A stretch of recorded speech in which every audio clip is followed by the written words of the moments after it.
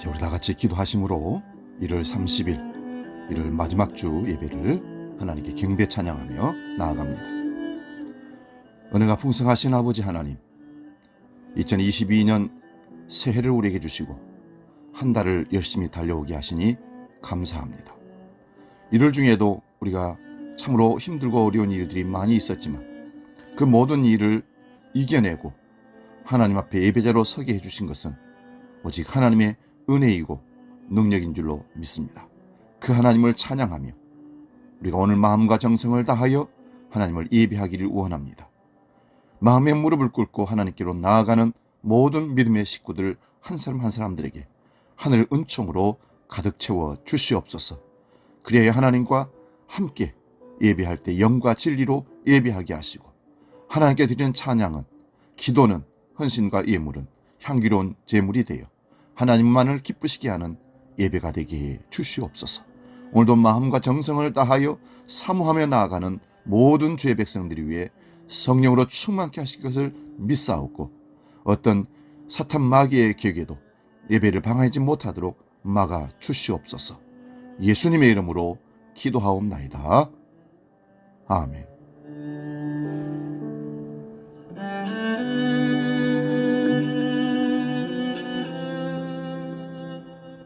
경배 찬양 사랑은 언제나, 그리고 주님 내가 여기 있사오니 함께 찬양하며 나아갑니다.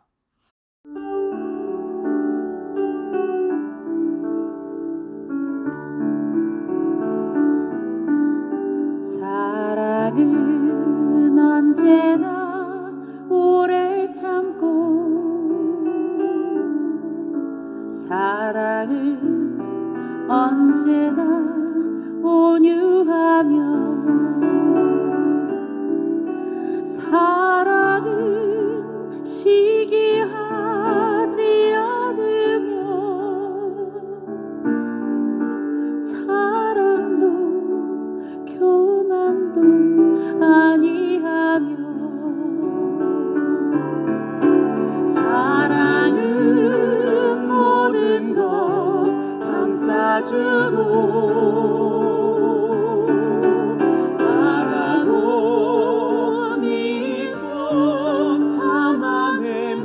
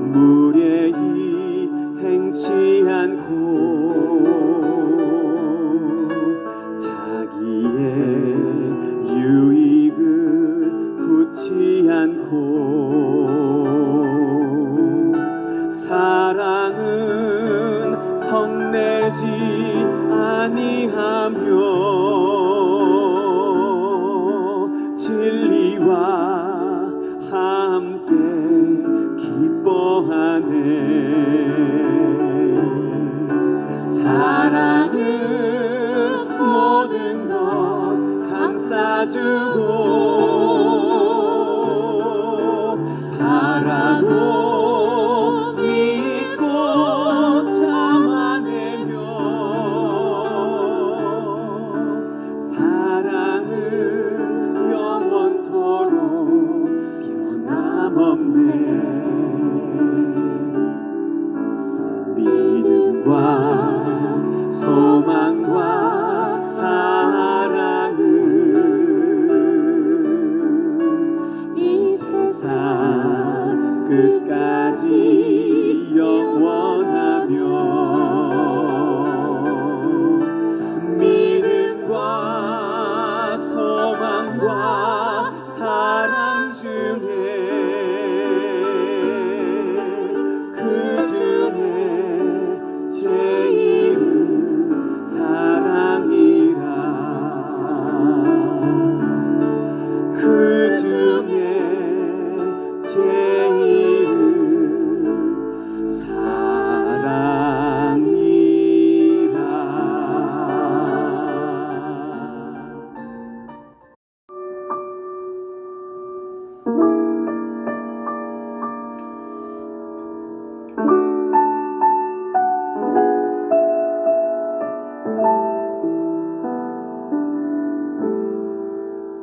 주님 내가 여기 있사오니 나를 보내소서.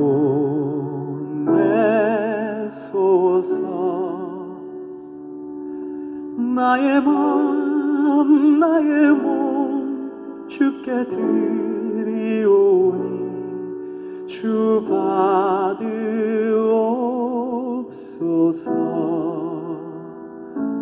주님 내가 여기 있사오니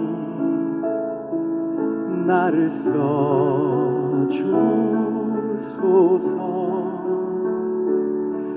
가진 것 모두 다 주께 드리오니 주 받으옵소서.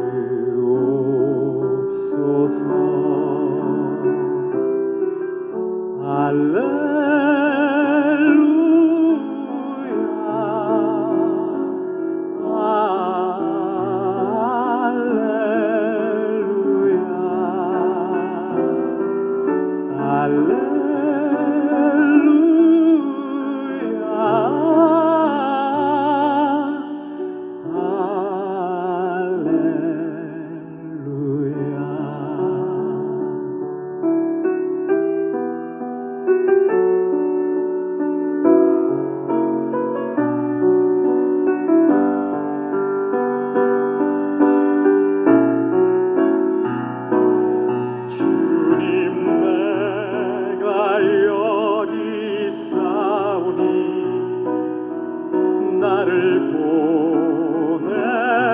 보내소서.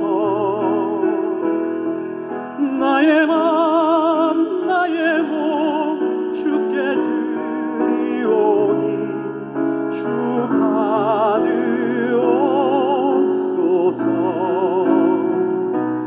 주님 내가 여기 있사오니 나를 써주소서.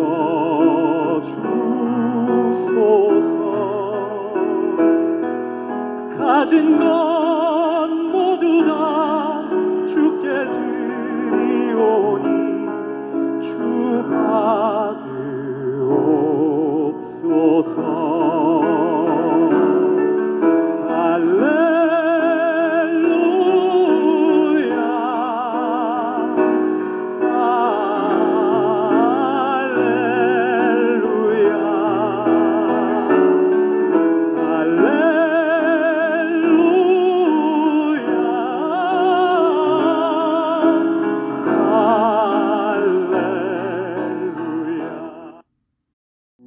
이제 다 같이 묵상 기도함으로 하나님께로 영의 깊은 예배로 나아가도록 하겠습니다. 하나님이여, 내 영혼을 붙들어 주시고 몸과 마음이 주께로 향하여 하나님이 받으실 만한 예배를 드릴 수 있도록 우리를 성령의 충만함으로 이끌어 주옵소서. 우리 예배를 받아 주시옵소서. 기도하겠습니다.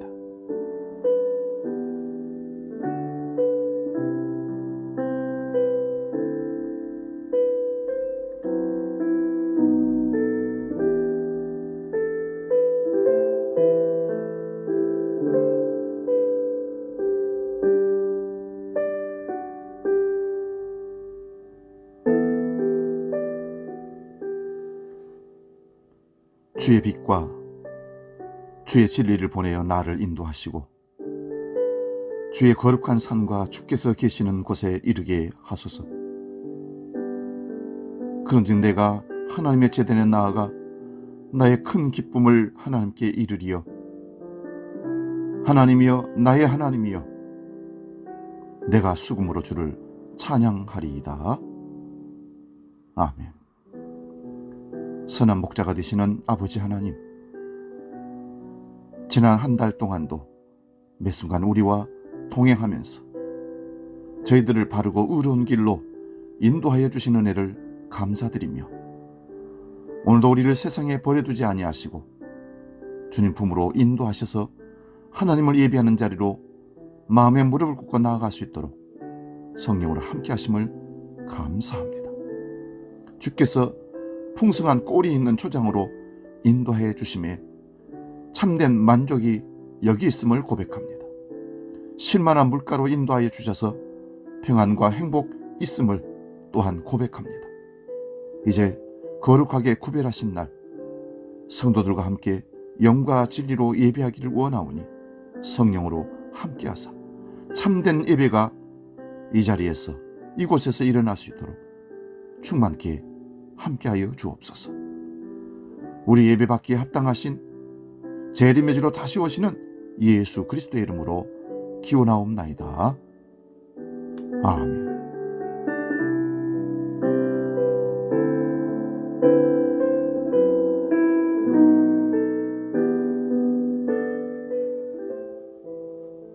계속해서 우리 기도합니다.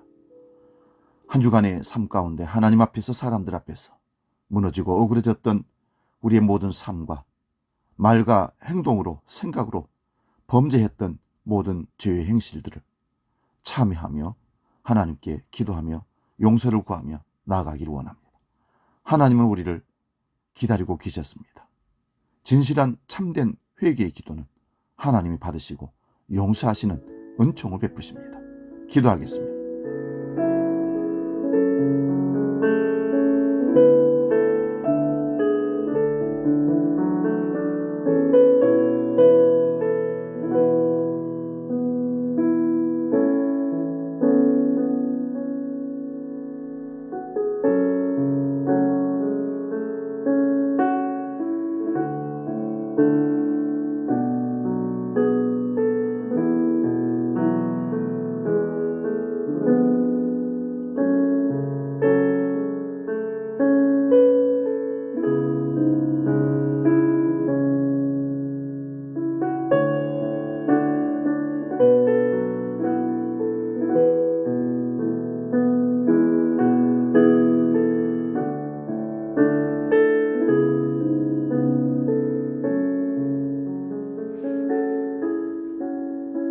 이제 들으시기 바랍니다.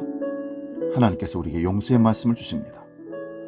이날에 너희를 위하여 속죄하여 너희를 정결하게 하리니 너희의 모든 죄에서 너희가 여호와 앞에 정결하리라. 아멘. 우리 죄를 용서해 주신다고 선언하신 아버지 앞에 사도신경으로 신앙 고백합니다. 나는 전능하신 아버지 하나님, 천지의 창조주를 믿습니다. 나는 그의 유일하신 아들, 우리 주 예수 그리스도를 믿습니다. 그는 성령으로 잉태되어 동정녀 마리아에게서 나시고 본디오 빌라도에게 고난을 받아 십자가에 못 박혀 죽으시고 장사된 지 사흘 만에 죽은 자 가운데서 다시 살아나셨으며 하늘에 오르시어 전능하신 아버지 하나님 우편에 앉아 계시다가 거기로부터 살아있는 자와 죽은 자를 심판하러 오십니다. 나는 성령을 믿으며 거룩한 공교회와 성도의 교제와 죄를 용서받는 것과 몸의 부활과 영생을 믿습니다. 아멘. 이어서 595장 나 맡은 본부는 함께 찬송합니다.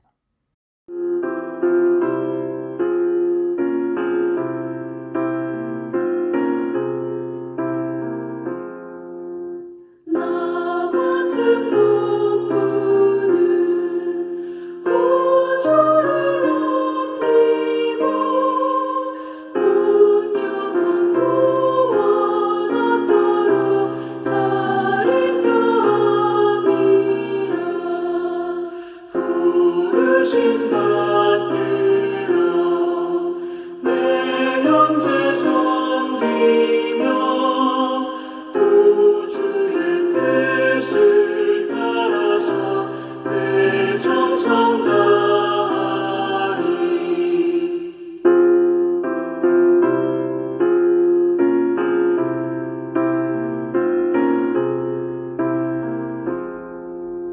주 앞에 모든 일 사랑케 하시고 이후에 주님 배울 때 상 받게 하소서. 나 항상 깨어서 늘 기도드리며 내 믿음 변치 않도록 날 도와주소서.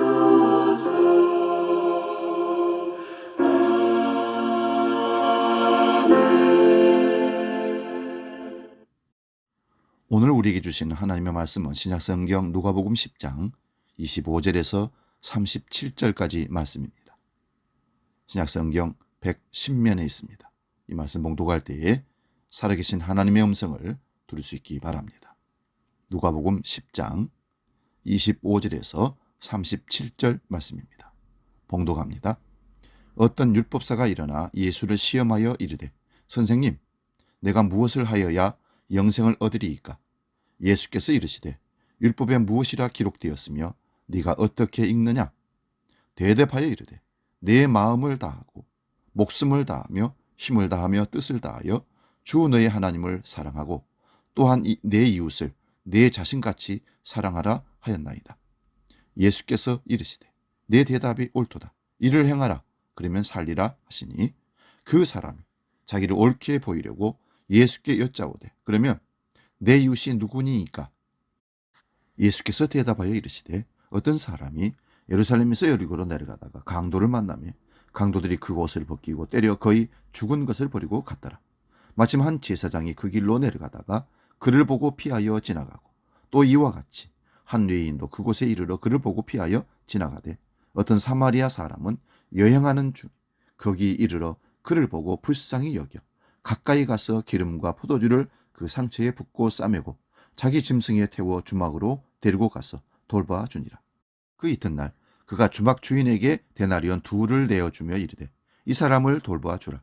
비용이 더 들면 내가 돌아올 때에 갚으리라 하였으니 내 생각에는 이 세 사람 중에 누가 강도 만난 자의 이웃이 되겠느냐? 이르되 자비를 베푼 자니이다. 예수께서 이르시되 가서 너도 이와 같이 하라 하시니라. 아멘. 오늘 봉독한 말씀으로 이를 행하라 그러면 살리라 이런 제목으로 말씀을 상고하며 피차 은혜를 나누고 싶습니다. 이를 행하라 그러면 살리라. 오늘 우리가 함께 읽은 성경 본문은 선한 사마리아인이라고 일컫는 주님의 비유입니다. 복음서의 여러 이야기 가운데 가장 잘 알려진 말씀이기도 합니다. 어떤 사람이 강도를 만나 거의 죽게 되었습니다. 그때 제사장과 네 사람은 강도 만나 죽어가는 사람을 그냥 지나쳐갔고 당시 유대인들과 적대적으로 여겨졌던 사람 취급받지 못했던 어떤 사마리아 사람은 강도 만난 이를 구주하고 그를 살리기 위해 노력했다는 따뜻한 사랑과 참 섬김의 비유의 이야기입니다. 그러나 비유의 무게와 의미는 결코 가벼운 얘기가 아니기에 이 세상에서도 섬김과 봉사에 귀감이 되는 그 이야기로 알고 본받아 행하고 있다는 것을 기억하십시오. 사마리아 사람의 행동은 표면적으로 매우 윤리적입니다. 그러나 모든 윤리적인 행위에서는 그 안에 넘어서야 할 존재적 결단이 있기 때문에 무거운 얘기라는 말씀입니다. 한번 상상을 해보십시오. 어떤 사람이 길을 가다가 피 흘려 죽어가는 사람을 마주쳤다고 생각해 봅시다. 이 사람을 돕기 위해선 가던 길을 멈추는 결단이 필요하고, 혹 오해를 살 수 있음에도 주저하지 않고 응급한 치료를 시도하고자 하는 용기도 필요합니다. 그리고 자신의 지갑을 여는 것까지 갈등하지 않고 쉽게 결정할 행동이 아닙니다. 그래서 당시 성직자라고 하는 제사장과 레위라는 사람들의 행동은 즉각적으로 비난을 불러일으킵니다. 반대로 사마리아 사람의 행동은 칭찬이 절로 나옵니다. 그러나 이 비유를 그저 제사장과 레위 사람을 비난하고 사마리아 사람을 본받아야 한다는 도덕적 결론으로 마치면 안 됩니다. 무엇보다도 오늘 본문 속의 예수님은 이 세 사람, 제사장, 레위, 그리고 사마리아 사람에 대한 판단과 평가를 결코 내리지 않았다는 사실입니다. 그저 세 사람의 행동을 보여주시고 누가 이 강도 만난 사람의 이웃이 되었느냐라고 물으실 뿐입니다. 그러니까 제사장과 레위 사람은 악하거나 비겁한 사람이고, 반대로 사마리아 사람은 선한 사람이라고 단순하게 비유를 끝내버리면 곤란한 얘기입니다.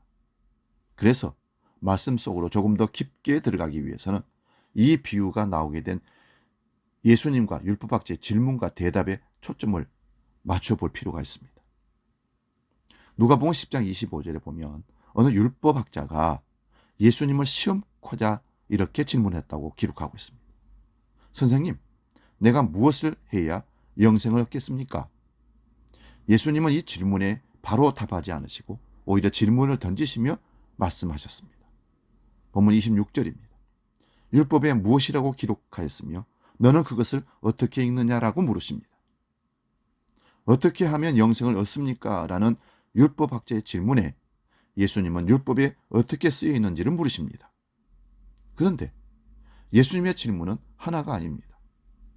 율법에 기록된 것이 무엇이냐고 질문하고 너는 그것을 어떻게 읽느냐라는 질문입니다. 예수님의 이 두 가지 질문.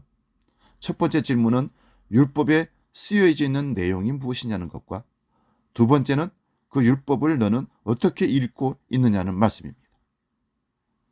이 두 가지 질문 중에 두 번째 질문이 더욱 의미심장합니다. 다시 말씀드리면 너는 어떻게 생각하고 해석하느냐라고 묻고 계시는 겁니다. 예수님의 이 질문에 율법학자는 우리가 매우 잘 알고 있는 대답을 합니다. 마음을 다하고 뜻을 다하여 하나님을 사랑하고 또 내 이웃을 내 몸과 같이 사랑하라고 대답했습니다. 이 두 구절 말씀은 각각 신명기와 레위기에 쓰여 있는 말씀입니다. 율법학자는 예수님의 질문에 정확한 답을 한 것입니다. 예수님의 질문을 받자마자 그는 율법에 기록된 것을 즉각적으로 떠올렸습니다. 나아가 하나님 사랑이라는 수직적인 가치와 이웃 사랑이라는 수평적인 가치까지 적절하게 대답을 해냅니다. 그 대답은 그 자체로 만점입니다. 그런데 이 율법학자의 대답은 사실 완전하지가 않습니다. 왜일까요? 예수님의 두 번째 질문에 너는 그것을 어떻게 읽고 있느냐는 질문에는 율법학자가 대답하고 있지 않기 때문에 그렇습니다. 어쩌면 이 율법학자는 두 번째 질문이 있었는지조차 알지 못했을지도 모릅니다. 아니, 관심이 없었을지도 모릅니다. 율법에 그렇게 쓰여 있는데 거기서 뭘 더하고 덜할 것이 있겠는가 하는 생각이었을 것입니다. 어쩌면 율법에 쓰여 있는 내용이면 되었지 내 생각과 의견이 뭐 그렇게 중요한가? 예수님 말씀처럼 어떻게 읽는지 무엇이 그렇게 중요한가라고 여겼을지 모릅니다. 예수님은 율법학자의 대답을 가만히 들으시고 네 대답이 옳다라고 말씀하십니다. 다시 말씀드리면 영생을 얻기 위한 율법의 가르침을 네가 정확하게 알고 있다. 나도 거기에 동의한다라는 의미입니다. 그런데 예수님의 두 번째 질문, 그 율법 조문을 네가 어떻게 알고 있고 어떤 식으로 이해하고 있는지 물으셨던 두 번째 질문엔 답을 듣지 못하셨습니다. 하지만 선하신 주님은 두 번째 질문에 대한 답을 직접 알려주십니다. 뭐라고 말씀하실까요? 이를 행하라 하십니다. 이를 행하라. 네 대답이 옳다. 그리고 이를 행하라. 오늘 읽은 누가복음에서 이 두 문장은 서로 붙어 있지만 그 거리는 결코 가깝지 않다는 것을 알아야 합니다. 무엇이 하나님의 뜻이고 말씀인지 우리는 정답을 이미 잘 알고 있습니다. 또 그러한 말씀이 어디에 쓰여 있는지 우리는 쉽게 찾을 수 있습니다. 그러나 우리가 말씀은 잘 알고 있지만 그 말씀을 그대로 행하라고 하는 당부 앞에 멈칫합니다. 적절히 행하라 또는 요령껏 행하라가 아니라 이를 행하라, 즉 그대로 행하라입니다. 네가 알고 있다. 그러니 그대로 행하라라는 주님의 명령은 그 자체로 매우 부담스럽습니다. 그런데 주님께서 하신 그 다음 문장을 듣게 되면 그 부담이 한층 더 무거워집니다. 주님은 그대로 행할 것을 말씀하시고 곧바로 그러면 살리라 하십니다. 말씀을 그대로 행하는 것도 어려운데 그렇게 해야 산다고 하니 이것은 참으로 쉽지 않은 일입니다. 예수님의 이 말씀엔 어떤 합리적인 것이 없는 것처럼 보입니다. 여러분은 예수님의 이 가르침을 어떻게 받아들이십니까? 그저 상징적인 표현일까요? 이 말씀을 들은 율법학자는 주님의 이 가르침을 진지하게 받아들이지 않는 것으로 봅니다. 그는 난데없이 그러면 내 이웃이 누굽니까?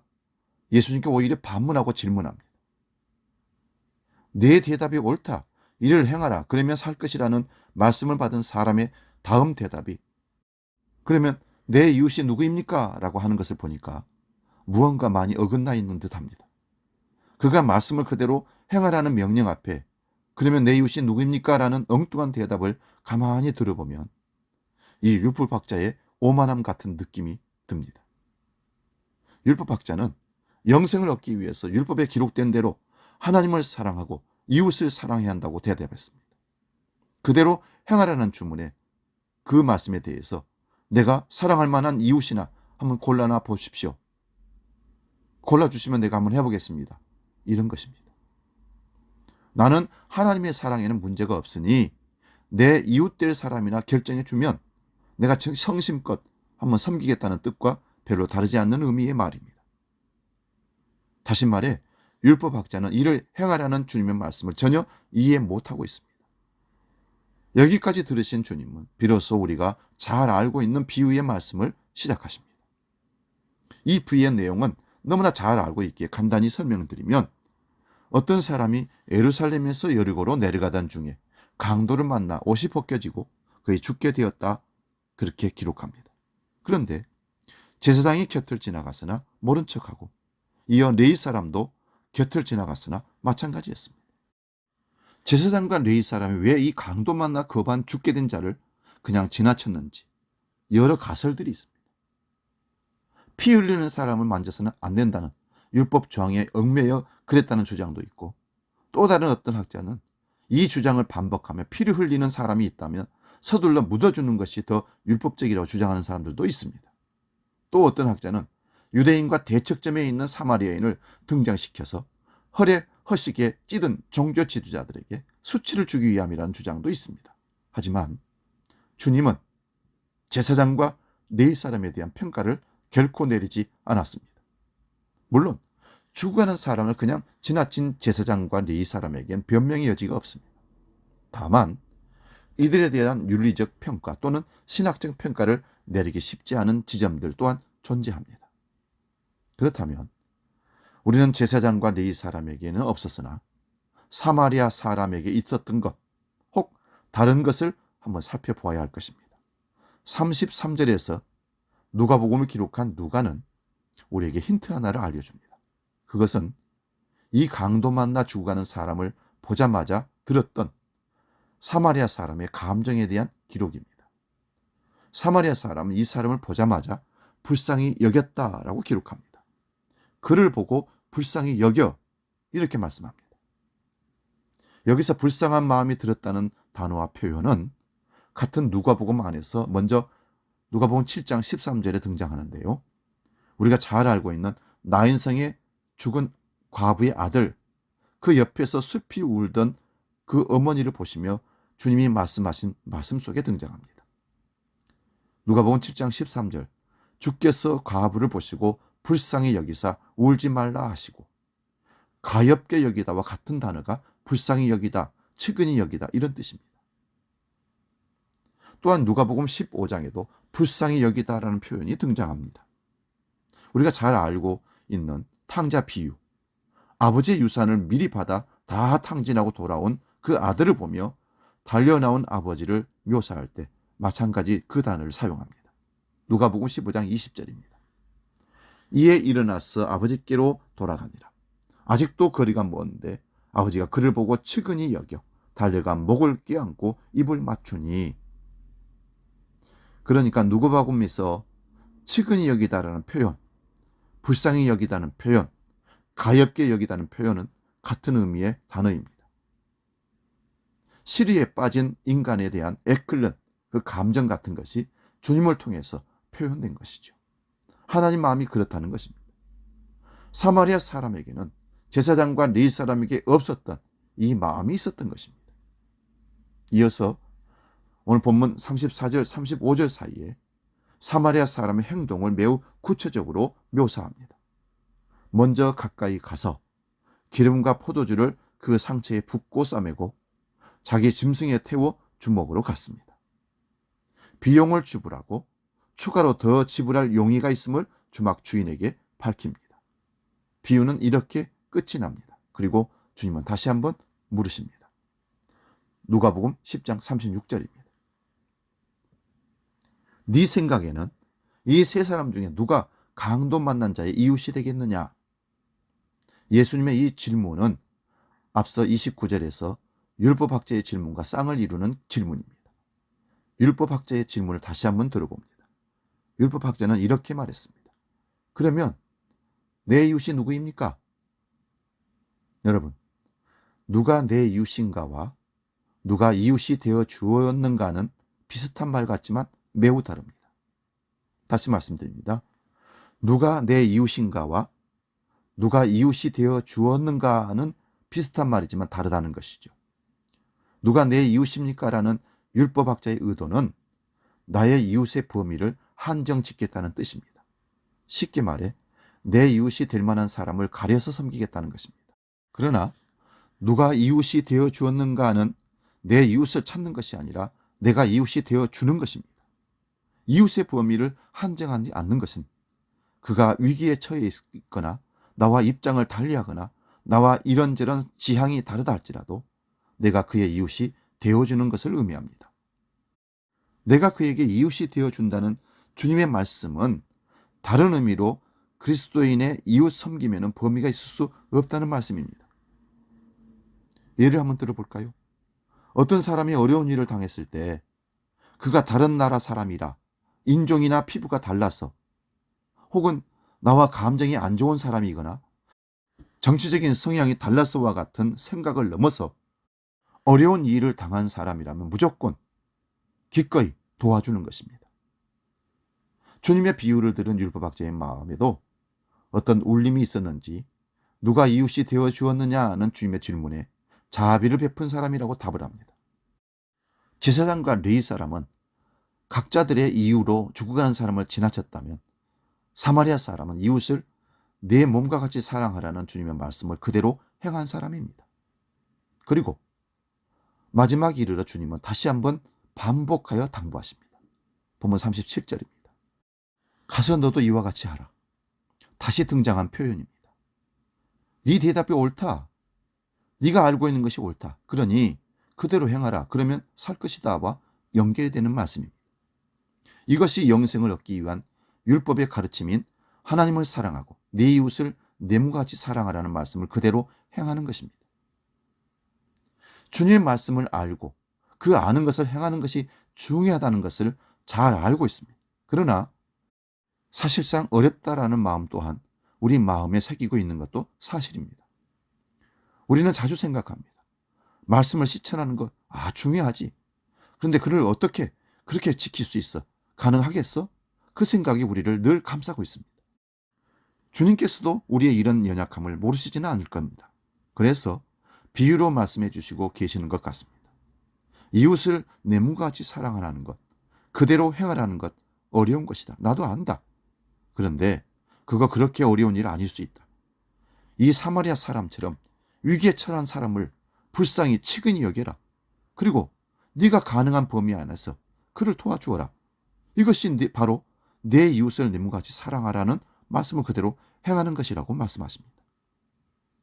우리 주안교우 성도 여러분, 주님께서 내 이웃을 내 몸과 같이 사랑하라고 말씀하셨으면 그것을 그대로 행해야 합니다. 이것은 문학적인 은유도 아니고 상황과 여건을 살펴가며 적절히 조절해야 하는 것도 아닙니다. 만약 그렇다면 우리 또한 율법학자처럼 이웃을 골라가며 섬기겠다는 것과 다르지 않습니다. 이 일은 물론 매우 어려운 일입니다. 그러나 주님은 우리에게 이웃사랑의 방법을 철저히 알려주시고 계십니다. 그것은 어려움에 처한 이웃이 있다면 측은히 여기고 다른 것을 생각하지 말고 가서 도우라는 것입니다. 그가 누구라도 상관이 없이 도우라는 말씀입니다. 이웃을 찾는 것이 아니라 이웃이 되어주는 것입니다. 이웃사랑은 하나님 사랑과 더불어 성경의 커다란 기둥이며 기독교 신앙의 정수입니다. 그런데 우리는 자주 이웃을 고르려고 사랑의 정도 또한 적절히 조절하려고 합니다. 머뭇거리는 우리 신앙 앞에 주님은 단호하게 말씀합니다. 아니다. 이를 행하라. 그러면 살 것이다. 마지막으로 이 비유를 살짝 비틀어 읽기를 하고 말씀을 마치려고 합니다. 모든 비유는 우리 자신과 우리 상황을 그 비유 속에 연결하는 것에서 시작합니다.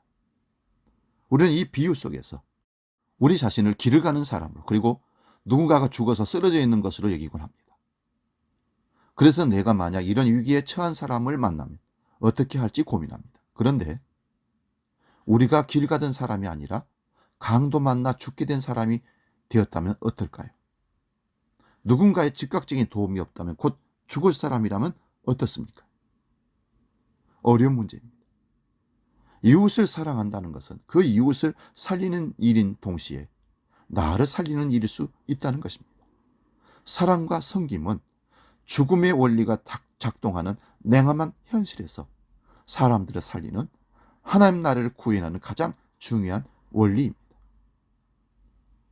우리 이웃에는, 이 사회에는 죽음의 사격을 헤매는 사람들이 많습니다. 우리가 도와야 할 이웃들이 너무나 많습니다. 그런데 이것을 따지고 저것을 따지고 돈이 없으므로, 내 감정이 상함으로, 내가 모르는 사람이니까, 내가 위험한 일을 당할 것 같으니까, 내가 바빠서, 아닙니다. 무조건 도와야 하는 것이 오늘 하나님의 말씀입니다. 이제 설날이 다가옵니다. 선한 사마리아인의 이웃사랑, 실천할 수 있는 절호의 기회입니다. 사랑은 말로 생각으로 하는 것이 아니라 행함이 있다는 것을 기억하십시오. 이 시간 우리 찬양 영원한 사랑, 이 찬양하고 기도하고 마치겠습니다.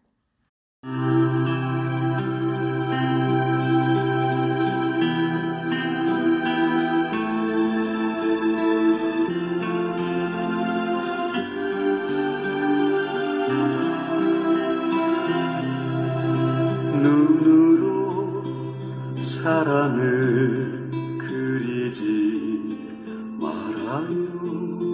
입술로 사랑을 말하지 말아요. 영원한 사랑을 바라는 사람은 사랑의 진리를 알지요. 참 사랑이 가난함도 부요함도 없어요.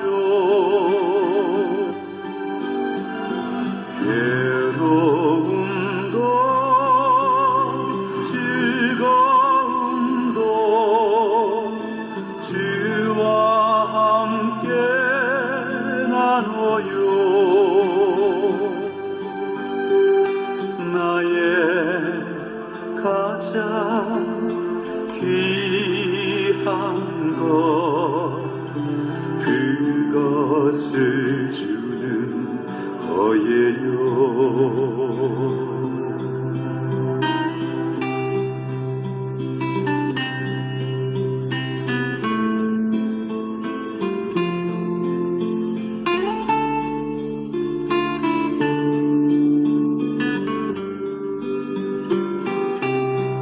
영원한 사랑을 바라는 사람은 사랑의 진리를 알지요.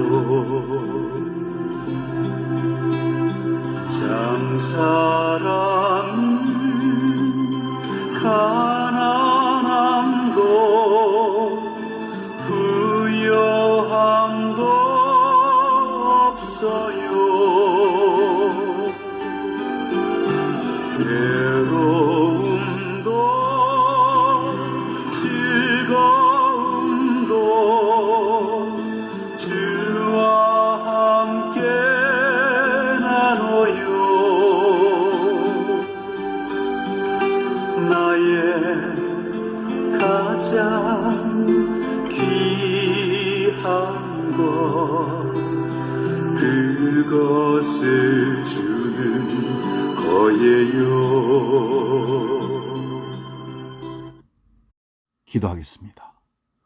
살아계신 아버지 하나님, 우리는 나를 도와줄 이웃을 찾거나 내가 도울 사람을 가리는 어리석은 자가 되지 않도록 가리지 않는 사랑, 하나님의 그 사랑을, 주님 베푸신 그 사랑을 할 수 있도록 이끌어 주시옵소서. 누구든지 주님의 사랑으로 약함을, 아픔을, 고통을 측은히 여기고 불쌍히 여기고 돕는 참사랑의 실천자들이 다 되게 하여 주시옵소서. 하나님 말씀을 곡해하지 않고 원하신 그 말씀을 뜻을 분별하여 제대로 행하도록 믿음과 결단과 힘을 공급하여 주시옵소서. 오늘도 주님은 들은 말씀을 행하라고 하십니다. 아멘으로 화답하는 우리 모두가 되게 하여 주옵소서. 이어서 오늘 드려질 헌금을 놓고 봉헌 기도하겠습니다. 하나님 아버지, 지금까지 베풀어 주신 은혜를 기억하며 그저 감사할 따름입니다. 그 감사의 마음을 우리 속에 주시고 이 예배 자리에서 하나님께 그 마음을 표현할 수 있는 기회를 주심을 감사합니다. 주시고 베푸신 주인께 하나님 것을 구분하여 이 시간 봉헌합니다. 오늘도 이 물질에 믿음을 담아 향기로운 예물을 올려드리오니 홀로 받아 주시옵소서. 신앙의 표징인 11조를 드립니다. 삶의 원리인 감사헌금을 드립니다. 사명의 의지를 담아 선교헌금을, 건축헌금을 드립니다. 목적대로 하나님 원하신 대로 사용되는 물질 되게 해 주옵소서. 예수님의 이름으로 축복하며 기도하옵나이다. 아멘. 찬송가 316장 부르면서 봉헌하겠습니다.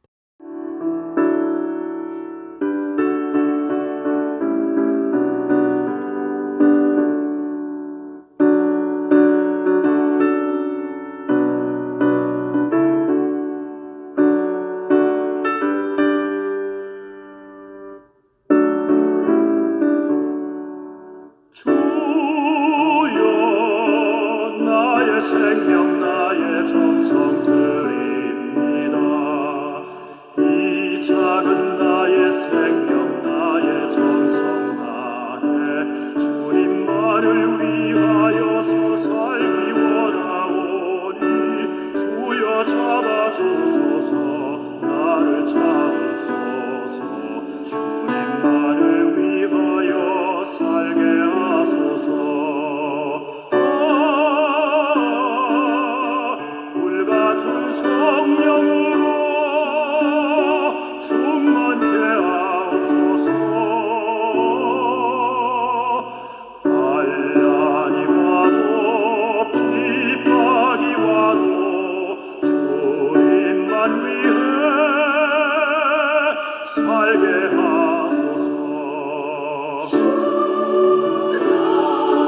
나의 가진 모든 모아 드립니다. 아무리 나 혼자서 몸부림쳐봐도 우리들의 힘을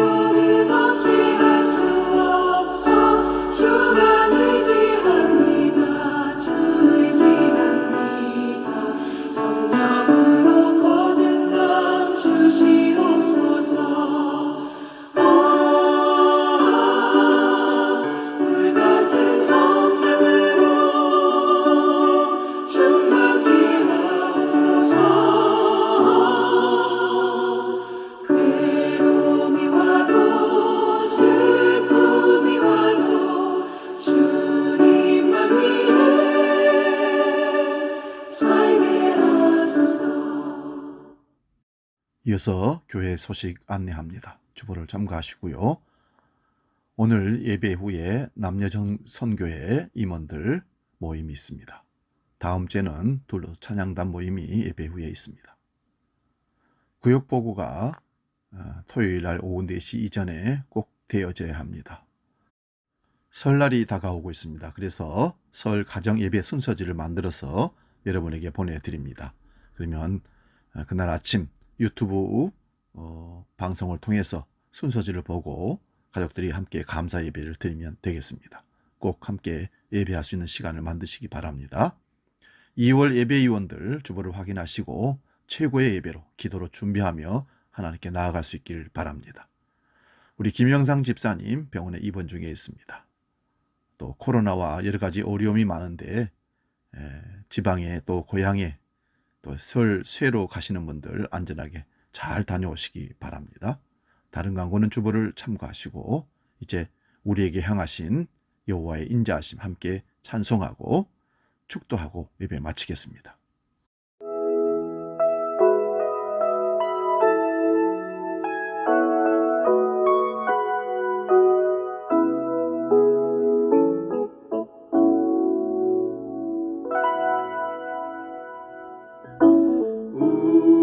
우리에게 향하신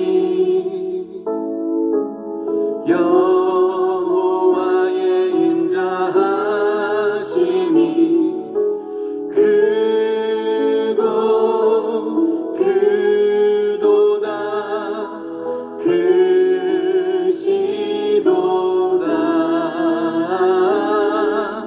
크고 크도다 크시도다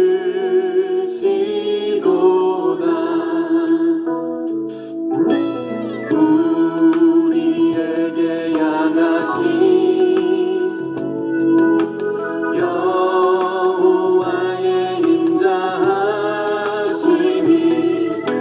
크고 크도다 크시도다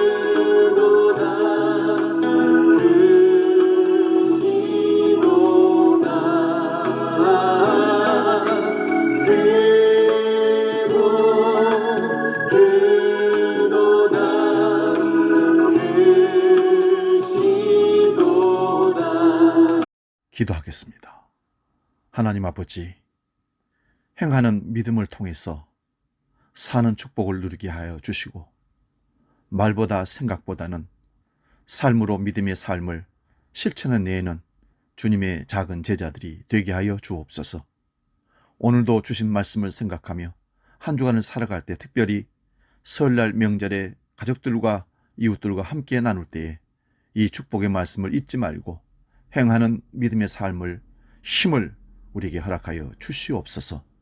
이제는 우리 주 예수 그리스도의 은혜와 아버지의 크신 사랑과 성령 하나님의 도우시고 인도하시고 함께 하시는 은총의 역사가 주의 말씀을 행하여 하나님이 기쁘시하는 삶을 살아내기로 결단하고 나아가는 모든 믿음의 식구들 머리 위에 이제로 영원히 함께 하시기를 간절히 축원하옵나이다.